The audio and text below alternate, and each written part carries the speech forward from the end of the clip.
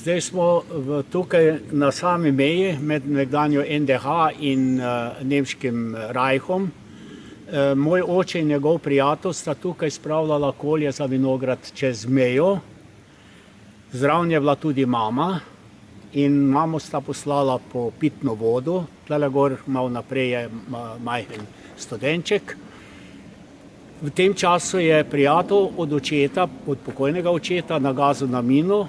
On je bil takoj mrtev, moj oče je bil pa težko ranjen, ki je nažalost podlegel. Mama ga je dobila še živega, vendar samo še par minut in je izdahnil.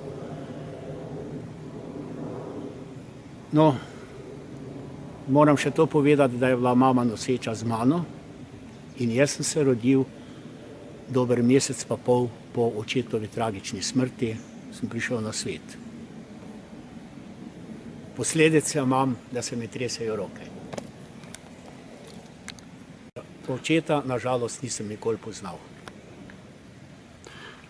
Nahajamo pa se, tu je potok, ki se mu reče kako? Ponikovski potok je to.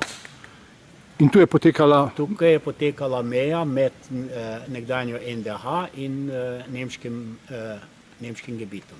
Vi stojite zdaj na? Na nemški strani. In žica je bila tu nekje?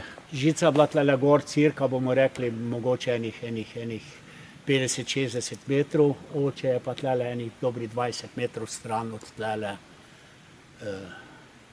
se smrtno ponesrečil. Ja. Mama je padla v nezavest in so jo pripeljali dol v slovensko vas, to se nekdanje Bregansko selo, je bila v nezavesti, ker je to bil le veliki šok. Ostala je, praktično ostala z dvoje otrok, tretji je bil pa na potu. Pa stara mama je še bila zraven. To je moja preteklost.